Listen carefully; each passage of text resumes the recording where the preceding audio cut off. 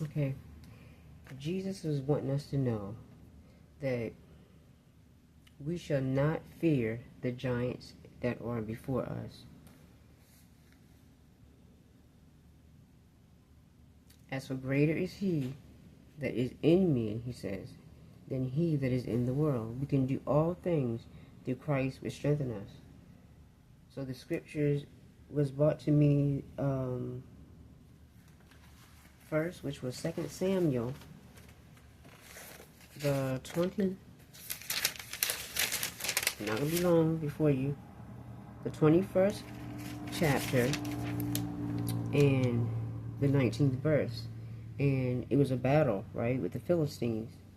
And it says, there was again a battle in Gob with the Philistines, where Elhanan, the son of Jerry, Oregim, and Bethlehemite, slew the brother of Goliath, the Gittite, the staff of whose spear was like a weaver's beam, right?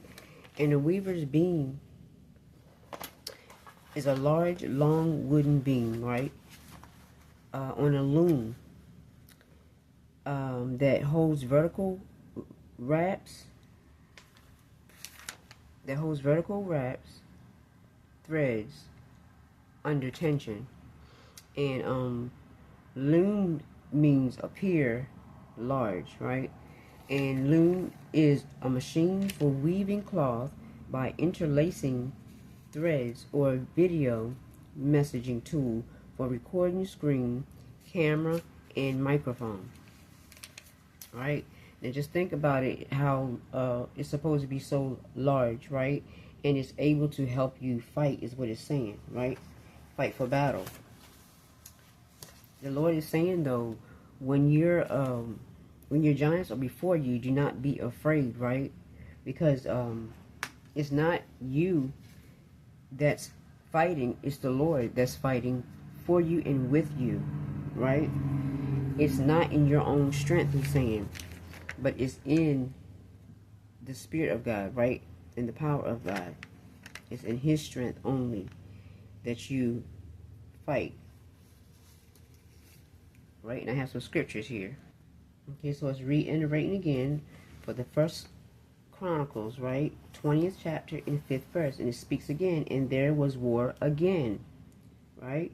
With the Philistines.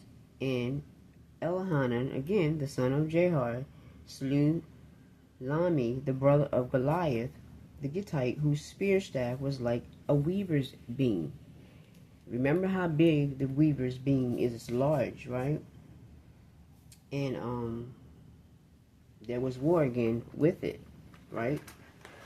When the Philistines and all slew Goliath's brother, right? So it's saying the giants or whatever that you have in your life does not matter how big or powerful that they are, right? Or that they appear to be. You can have giants within your mind, right? And deal with certain things within your mind. Something that you feel that you can't get over, right? I had been dealing with some certain things, and it just felt so overwhelmingly overtaking, right?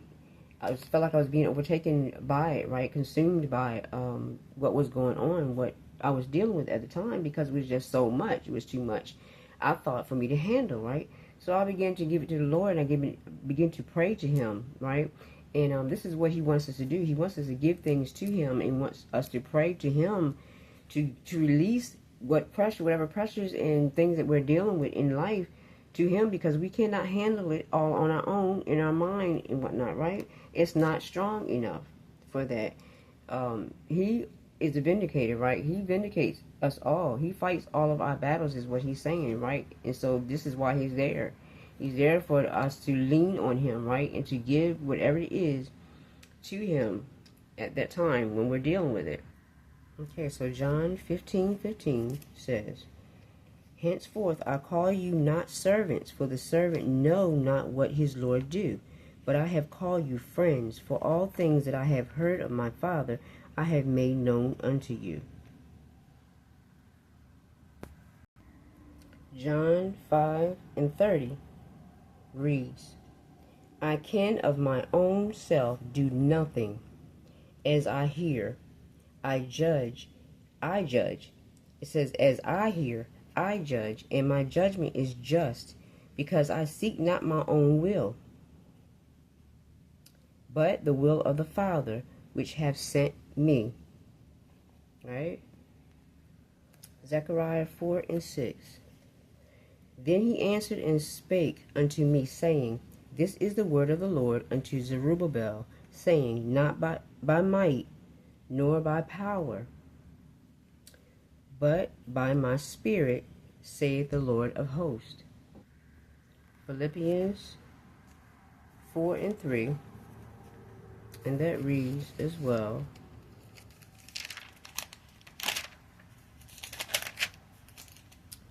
It reads, And I entreat thee also, true yokefellow, help those women which labored with me in the gospel, with Clement also, and with other my fellow laborers, whose names are in the book of life.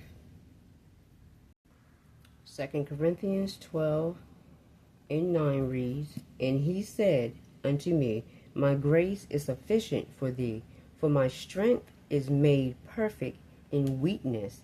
Most gladly, therefore, will I rather glory in my infirmities, that the power of Christ may rest upon me. That means in my weaknesses. Okay, so Psalms 33, verse 16 to 17 verse. And it reads, There is no king saved by the multitude of an host. A mighty man is not delivered by his strength. Do you hear? I'm going to read it again. There is no king saved by the multitude of a host. A mighty man is not delivered by much strength. 17th verse. A horse is a vain thing. Safety. A horse is a vain thing for safety. Neither shall he deliver any by his great strength. Right? And it's saying no matter whether you have horses or not, right? There are symbolization, right? They're symbolic for fighting, right? In an army, charging, right? Like back in the day with Goliath and all them, that's what they had, like the horses, right? To call themselves, fighting with or charging with, right? They had that as a symbol of the fight. But God is speaking. He's saying that you can't do anything in your own strength. It has to be apart, right, from Him, right? It has to be Him that does it all. And I had been looking for this whole scripture before, and I thought that it wasn't what it was saying, but sure enough, it was saying just what I was looking for. But yeah, so that's what he was dealing with me about. For we shall not fear the giants that are before us. And he's letting us know you don't fear them because he is in control. He is ahead of you, and he's before you, right? He's in front of you, fighting for you, right? Where we don't really have to fight at that time, right? Said because for greater is he that is in us than he that is in the world. So we don't fear anything that comes before us, right? Because we know that God is there, right? Abiding within us, right? And he's there with us all the time. And so we can do all things through Christ, which strengthens us. But we can do all things, but like it's saying, it's through Christ which strengthens us, right? Like I said, I was doing different things. I had different things that I had under my belt that I need to do, and like deadlines and different things to get to meet, at a certain time and all this kind of stuff, right? And it can feel kind of overwhelming, and this is what he's saying. Whatever it is that you feel overwhelmed by, whatever it is that you think you're not going to make, right, in time, or whatever is not going to come in time, whatever it may be, whatever situation, whatever it looks like for you, however you're feeling it, right, however you're in this situation, right, he's letting you know that greater is he that is in us than he that is in the world. Him, right, that is in us, right, because he's the one is the ruler. He's the one that rules for us and on our behalf, right? So, yeah, that was all, right? But Don't worry about what's before you, right? The giants that are ahead of you or over you, right? Or you think is over you, but other words, that's feel like it's overtaking you or overwhelming you, that you can't push through, because God is there, right? He's there in the forefront. And stay blessed.